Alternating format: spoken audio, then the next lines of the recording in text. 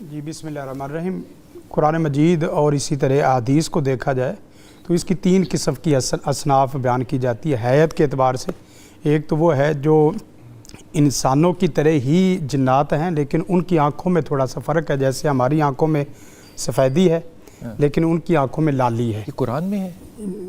यानी मैंने कहा 3 किस्में आती हैं, लेकिन 3 किस्मों में जो मुशाहिदा है, मुशाहिदा रवायतें कह लें? हाँ जी, नहीं ये रवायत भी नहीं है, मुशाहिदा है जो मुशाहिदा है। यानी हमारी आंखों में सफ़ेदी है, उनकी आंखों में लाली है, और ये हकीकत भी है। कुछ लोग ऐसे भी हैं जिनके ऊपर अल्लाह ताला इन चीज़ों को खोल देता है। ठीक, मरीज़ को नज़र आती है, आमिल बाद ऐसे हैं उनको भी नज़र आती है, और बाद ऐसे जो चलते फिरते अचानक चीज़ें। एक निशानी तो ये होगी कि सुर्ख, हाँ जी, और दूसरी ये है कि हमारी आँख जैसी इंसानों जैसी आँख है, उनकी आँख बैल की आँख जैसी आँख, मोटी बड़ी आँख। हाँ, मोटी और बड़ी हैं। 2 ही वैसे?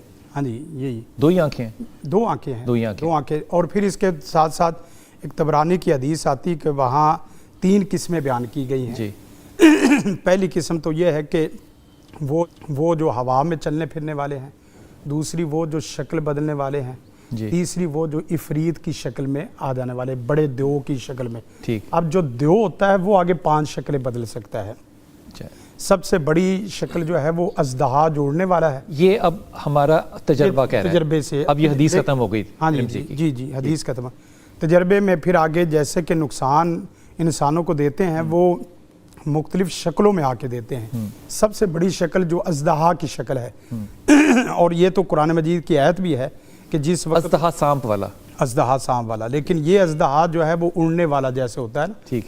और फिर उसके बाद दूसरी शक्ल उसी अज़दहा से छोटा सांप है। ठीक। फिर उसके बाद आगे चले तो शेर और चीते की शक्ल है, जिन्नात में। जिन्नात में। अच्छा। ये कुव्वते इफरीत आगे बदलता है। फिर आगे तीसरी शक्ल जो है वो भेड़िए की शक्ल है। ठीक।